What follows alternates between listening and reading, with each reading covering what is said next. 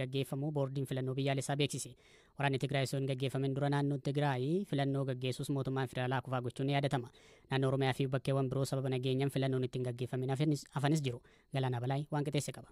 Boordiin filannoo biyyaalessaa Itoophiyaa naannoo Tigraay dabalatee bakkeewwan filannoon biyyaalessaa marsaa ja'affaan hin gaggeeffamin hafetti filannoo gaggeessuuf akka jedhu hime. Filannoo kanas akka lakkoofsa Itoophiyaa bara 2016tti gaggeessuuf karoorfachuu beeksiseera. Boordichi raawwii hojii ji'oota 9 kan bara 2015 koree dhimma dimookiraasii bakka bu'oota uummataaf gabaasa dhiyeesseera. Itti aanaan walitti qabaa boordichaa obbo Wubishat Ayyala sababa rakkoo adda addaan bakkeewwan tokko tokkotti filannoon osoo hin gaggeeffamin hafuu himaniiru. Filannoo kana bara 2015 keessa gaggeessuuf karoorfame garuu akka hin milkoofne dubbatan. Ji'oota darban keessa hojmaata paartilee waliin wal qabatee paartileen tokko tokko kora waliigalaa kan gaggeessine qaamolee adda addaan dhorkamuu boordichi mirkaneessuu himaniiru. Dabalataan gaggeessitootni paartilee tokko tokkos hidhaa jiraachuu ibsaniiru. Rakkoolee mudatan kana furuuf boordiin filannoo biyyaalessaa hojjechaa jiraachuu obbo Wubishat himanii jiru.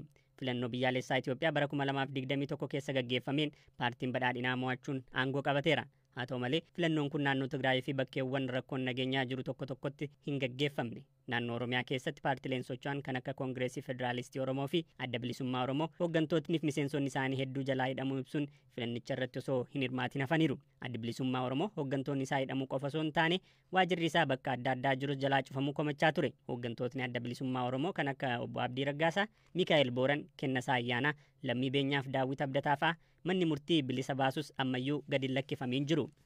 Abokaatoon isaanii yeroo adda addaatti BBCf yaada kennaniin gariin isaanii manni murtii yakka irraa bilisa jedhee mirga wabii isaanii eegus poolisiin garuu gadi hin dhiisne jedhu. Waraanni Tigraay osoo hin eegaliin dura naannoon Tigraay qofaatti filannoo gaggeessuun bakka buutota filatanis boordiin filannoo biyyaalessaa fudhatama dhabsiisuun isaanii yaadatama.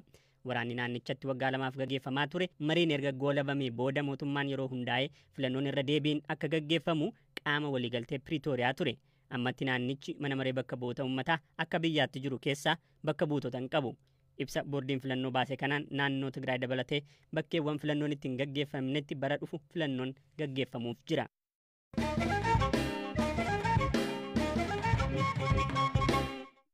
Mootummaan Itoophiyaa namoota 11 biyya alaa taa'uun hokkora kaasuun mootummaa federaalaa fi naannoo humnaan kuffisuuf sochii taasisaniiru jedhee fi dabarfamanii akka kennamaniif ajaja irratti baase keessaa tokko obbo Lidatu Ayyaalooti. Obbo Lidatuun hanga ammaatti himannaan akka irratti hin banamin abukaatoo isaaniitiin akka itti himamee fi yoo himannaan irratti baname garuu Ameerikaa irraa gara biyyaa akka deebi'an afgaaffii BBC waliin taasisaniin dubbataniiru. መጀመሪያም የመጣሁት እዚህ ለመኖር አይደለም ለመመለስ ነው የመጣሁት እዚህ ያው ሕክምና ቀጠሮ ስለነበረኝ ሕክምና ቀጠሮ ድሩማኑ አስጅራቹፍ ሚቲ ከነን ዱፌ ቤለማ መነ ያላ ዋናን ቀቡፍ ያለሜ ዴቢኡ ፈን ዱፌ yeroo dhihootti yaalame gara biyya koo nan deebi'a jedheen yaadaa ture. Duraanuu wal'aansi hafu waan tureefan barfadhe haga kanayyuu. Amma garuu erga himannaan shororkeessummaa kun narratti dhiyaate dafeen biyya gala. Osoo hin jiraanne beellama muraasa qabu xumureen deebi'an ture. Garuu immoo seeraan barbaadamuun dhimmi shororkeessummaa erga jiraate ani murtii fi gaaffii mana murtii irraa fagaadhee jiraachuu waan hin feeneef amma akka isaan murteesse. Yaala xumuruu baadhus deemuun dirqama. Dhibeen kiyya kan yeroo tokkoon narraa deemu miti. Ana waliin kan jiraatudha. Kanaaf beellama ji'a 3 naaf qabu. Garuu gaafatamummaa seeraa jalaa miliqanii turuun waan hin taaneef jedheen. Tokkoffaa himannaan kun gonkumaa gocha kiyya ka ilaallatu miti. Sirnichis mala kana ka inni uumeef himannaa kana sodaadhee akkan biyyatti hin deebineef. Ani immoo kana fudhachuuf qophii miti. Qabsoo karaa nagaan hin beekama. Yeroo hunda seeraan abdadha. Amanas armaan duras yeroo 5 hidhame mana murtiitu bilisa na baase. Ammas deemee sirna na himate kana qaamaan dura dhaabbadheen ittiin falmuu qaba. አሁን ቀደምም 5-6 ጊዜ ታስሬ በፍርድ ቤት ነው ነፃ የሆንኩት። አሁንም ስርዓቱን በዛ መንገድ ሄጄ የግድ ጋፈጥ አለብኝ በሚል ነው የምመለሰው። Obbo Lidatuun akkaataa himannaa shororkeessummaa irratti dhiyaateen akkuma buufata xiyyaaraa idil-addunyaa boolee gaaniin poolisiin qabamanii mana hidhaatti dabarfamuu akka danda'an hubatu. Kun miidhaatiin sammuu fi sodaa irratti uumuu tokkollee akka hin jirre dubbatu. አንደኛ እኔ ልምዱ አለኝ። አሁን የመጀመሪያ አይደለም መታሰር በዚህ አይነቱ ትግል ውስጥ ላለፉት tokkoffaa an muuxannoo qaba. Kun anaaf isa jalqabaa miti. Hidhaan qabsoo akkasii keessa waggoota 31 darban tureera. Gara yeroo 6 hidhameera. Anaaf haaraa miti. Amma yoon deemu akkan hidhamu beeka. Namoonni haala kanaan himataman hidhamanii jiru waan ta'eef buufata xiyyaaraatti kan eegu poolisii akka ta'uu fi akkan hidhamus beeka. Kanaaf qophii xiinsammuu qaba. Amma himatamuu koo baree dhiisii osoon hin himataminiyyu haalli akkasii akka na mudatu nan beekan ture. Kanaaf jeeqamuun miiraa anarratti mul'atu. Waanuman itti bareedha kanan eegus. Haga sirni kun jirutti gatii kanaa oliillee baasuun akka jiraatu nan eega. ስርዓቱ እስካለ ድረስ ከዚህም በላይ የሆነ ዋጋ የሚያስከፍል ነገር ሊኖር እንደሚችል እጠብቃለሁ። Obbo Lidatuu fi kanneen isaan waliin himatamanii fi biyyoota alaa jiran poolisii idil-addunyaa Interpooliin qabamanii gara biyyaatti akka deebifaman odeeffamaa ture. Obbo Lidatuun Interpool irraa waan nagaan yoo jiraate gaafatamanii akkas jedhu. እኔ እኮ ያለሁት ጅቡቲ አይደለም ዩናይትድ ስቴትስ ኦፍ አሜሪካ ነኝ። Anbar Jibuutii miti kanan jiru United States of American jiraama. Mootummaan biyya kanaa immoo haala Itoophiyaa keessa jiru bareechee beeka. Lammaffaa Interpol calliseema kanneen mirga namaa ukkaamsan kan tumsu miti. Dhaabbata seeraaf heera eegee hojjetudha. Waan mootummaan namoota haala kanaan farrajeef qofa Ameerikaa keessaa namoonni gara Itoophiyaatti hin darbaman. Kun kanaan duras kan beeknudha. Mootummaan waggoota 27 aangoorra ture namoota hedduu shororkeessummaan farrajee ture. Garuu namni tokko illee dabarfamee hin kennamne. Kanaafuu gama kanaan sodaanna keessa hin turre. Ani garuu kanan deemu yookiin ammoo kanan turu kanaan kan wal qabatu miti. Biyya kana keessatti homaa akkanarra hin geenye bareecheen beeka. Osoon gara biyya koo deebi'uuf fedhii hin qabu ta'ee jechuudha. Dhimmi kiyya ijoon garuu an himannaa sobaan shororkeessaa jedhamee baqataa ta'ee hafuu gonkumaan fedhu. Waadaan galeen qaba ijoollummaa koorraa. biyya koo keessatti argame gidiraa biyyattiirra ga'u qooddachuun fedha. ችግር ሁሉ መካፈል ነው የምፈልገው እና እስከ ህይወት የፍጻሜ ድረስ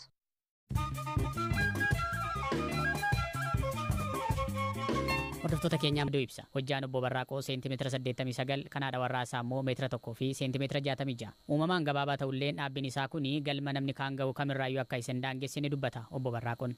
Yuunivarsiitii Dirree Dawaa irraa barnoota akkaawuntingiitiin digrii jalqabaatiin erga eebbifamee booda yeroo ammaa waajjira faayinaansii aanaa Yaabelloo keessatti ogummaa barateen uummata isaa tajaajiluu irratti argama. Waa'ee jiruu fi jireenya isaa irratti maatii olaanaa wajjin turtii taasiseera. Andala Devara kudha sagali saddeettami saddeeti ana Yaabelloo iddoo addaa ganda dharreefa jedhamu daladde achumaan ilboolefa yabbilefa isaa guddadde umriin kee barumsaa guennaan barkul sagali sagaltami shan man barumsa abbatoonni liu sedanii achi galte achumaanin kudha saddeetii achi fixee booda gara iskuulii Yaabelloo man barumsa preparaatorii shalaqa jaatanii liis achi dhufe hanga kutaa kudha lama achi baradde achi barkum lamaa fi torba yuunivarsiitii Dirree Dawaa achi dabree achi baradde accounting and finance waggaa sadii achi baradde achumaan xumureetiin hojii mootummaa qabadde jechuudha. Dhihoo bultii ijaarrattee jirta. Egaa wal fuutanii hagamee haati warraa kee eenyu garaagarummaa dheerinni keessan maal fakkaata? Haadhi warra kiyya Leensaa Culluu jedhamtiin muddee gaafa lama wal fuune. Bara 2015. Dheerinni keenya baay'ee garaagarummaa qaba. Ani seentimeetira 89 siin immoo meetira 1 fi seentimeetira 65. Yoo waliin deemtan ati eessa ishiitti buuta dheerinaan? Ani mudhii ishiitii fi gati yeroo deemu. Namooti maal isiniin jedhe yaadi namootaa namooti naannoo keessanii hiriyoonni keessan? Baay'ee dinqisiifatu. Duraanis barteen akkasiillee baay'ee waan hin jirreef fakkeen namaa taatanidhani baay'ee dinqisiifatanii akka nama biraatiifis fakkeen isaanii baay'ee jajjabeessan. Duraanii dubartii dheertuu fuudhuu fi yaaduma akkasii qabaa ture. Kumiyaadhi hiyyanaa ta'e dubartii dheertuu fuudhe. Baadhi warra keenyaas kiyyaas. Dhiyoo kana ammoo galmee dinqisiisoo Afrikaa irratti galmooftanii yookaan beekamtii argattanii jirtanii waan sannatti mee miira akkamii sitti uume egasii maal keessa? Waan baay'ee namatti tolu. Duraanis nu waluun jaalanneeti wal fuudhu malee galmee dinqisiisoo Afrikaa akka guddaa kan irraa galmoofnaallee inni yaannu waan akkasiillee waa hin eeginee fi baay'een gammade. UNESCO gubbaatti amma garaagarummaan kan galmaa warri UK'si. Qaama kee guddaa nam garuu achirraa galmaa UNESCO irraas. Namooti naannoo maal jedhan eegasii amma beekamtii argattanii booda? Baay'ee nu boonsiteetiin jirta jedhanii yaadi baay'ee fuula hedduu naa bilbilanii baay'ee nu boonsitee jirta. Fuulduraafis bakka akka UNESCO irraa galmooftuu qabu baay'ee qabna. Waaqiti gargaarinaa jedhanii baay'ee na waliin dhaabbatan. Nu karoorii keenya gara fuulduraa amma yoo waaqi jedhe ilmee so'achuu fi bultii keenya jabeeffannee bakka walii maan jiraanne galma baay'ee ga'uuf karoora qabna. Hundeessaa fi hojii gaggeessaa olaanaa galmee dinqisiisoo Afrikaa kan ta'an obbo Ashannaa fi Alamuu cimdiiwwan kunneen riikardii Afrikaa qofa osoo hin taane riikardii karaa kanaan akka addunyaatti jiru cabsanii jiru jedhan. ከዚህ በፊት በዓለም ሪከርድ ተይዞ የነበረው ወንዱ 1 ሜትር ከ9 ሴንቲሜትር Riikardiin kanaan dura qabamee ture dhiira hojjaa meetira 1 fi seentimeetira 9 fi dubartii hojjaa meetira 1 fi seentimeetira 66 lammii UK ta'anidha. Garaagarummaan hojjaa isaan gidduu jiru seentimeetira 56. Kan ijoollee keenyaa ammoo Barraaqoo hojjaansaa seentimeetira 89, kaleensaa ammoo meetira 1 fi seentimeetira 65dha. Garaagarummaan hojjaa isaanii seentimeetira 76. Kun riikardii addunyaa waan ta'eef beekamtii kennineef. Akkaataa odeeffannoo nuti qabnuun namoonni kunniin riikardii addunyaatti kacabsan. BBC'n cimdiiwwan lamaan riikardii addunyaa cabsuu isaanii kana ofiin hin mirkaneeffanne. Obbo Ashannaafiin garuu cimdiiwwan kunneen riikardii addunyaa cabsaniiru gaheen keenya sadarkaa Afrikaatti beeksisuudha malee dhaabbata galmee dinqisiisoo addunyaa akka nuuf galmeessaniif gaafachuu miti jedhan. ዓለም ላይ ዓለም አቀፍ እውቅናዎችን የሚሰጥ ተቋም ጊነስ ቡክ ኦፍ ወርልድ ሪከርድ ብቻ አይደለም። Addunyaa irratti ka beekamtii kennu Guinness Book of World Record qofaa miti.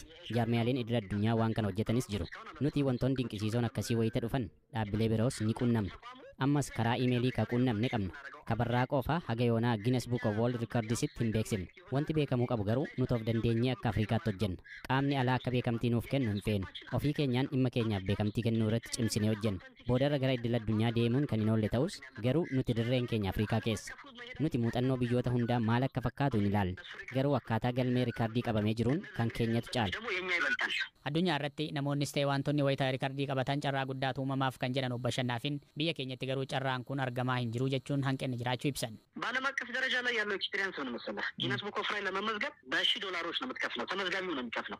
Akka muuxannoo addunyaarra jirutti Guinness Book of World Record irratti galmaa'uuf $60,000 lakkaa'amu kaffalta. Dhaabbati kun waraqaa ragaa yoo kennu maallaqi kaffalu homtuu hin jiru. Garuu sababa kanaan carraan argamu hedduudha. Nuti galmee wantoota dinqisiisoo Afrikaa irratti baasuuf homaa hin kaffalchiisu. Namoota waan kana hubachiisuu barbaanna. Gootota hedduu baasuu feena waan ta'eef. Nuti erga waan kana eegallee akka biyya keenyaatti gootota hedduu baasneerra. Garuu kan baay'ee nama gaddisiisu carraan gama kanaan dhufe hin jiru. Dhaabbilee gurguddoof baankiiwwan biyya keenyaa nagaa hojimaa maaliif beeksisan hojjisiisan? Nuti dirqama keenya wayita baanu jaarmiyaaleen biizinasii jiran ammoo carraa banuufii qabu. Itoophiyaa keessatti goota ta'uuf taatoo fiilmiif weellisaa ta'uun qofti maaliif dirqama ta'e? Yenenesh dubartiin jedhamtu dubartii Itoophiyaa dheerinaan beekamtuudha. Garuu carraan arganne. Fakkeenyaaf dubartiin Indiyaa gabaabinaan rikaardii qabdu miliyeenara. Manni ishee ni daawwatama. Keenya tokko kan Walaayitaa Sooddootti argamtu garuu namni ishee yaadate hin jiru. Isheenis gabaabinaan rikaardii addunyaa qabdi. Santimeetira 61 hojjaan ishee. Akka carraan banamuuf dhaabbilee hedduu waliin wal falmaa turre. Hubannoon jiru akkaan gadi bu'aadha. የግንዛቤ እጥረት አለ ሀገር ውስጥ።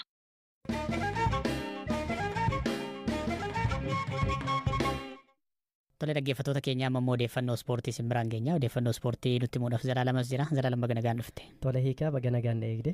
Mee kaleessa tapha Champions Leaguetiin Manchester City fi Real Madrid gidduutti tapha guddaatu gaggeeffamee ture.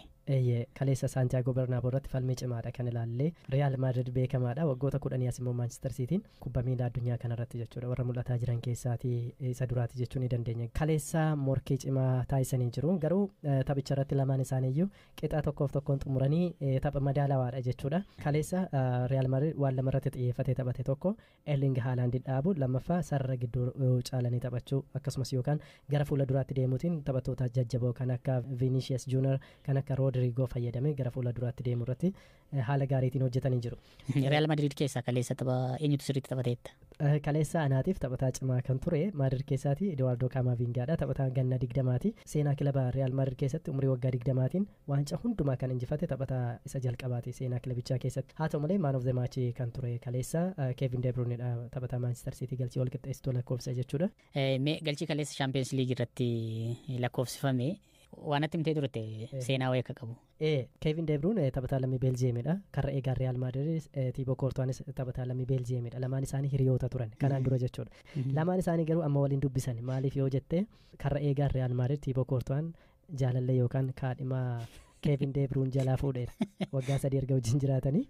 Namaa fudhatee amma lamaan isaanii waliin dubbisan jechuudha. Waancaa addunyaa irratti illee dhiibbaa ta'a. Hariiroon lamaan isaanii jedhamee eegamaa turedha. Kevin De Bruyne isarratti galchii lakkoofseera jechuudha. Hariisaa baateera. Gama biraatiin Real Madridiif kan lakkoofse Vinicius Junior taphataa lammii Biraazilidha. Karra eegaa Manchester City Ederson taphataa lammii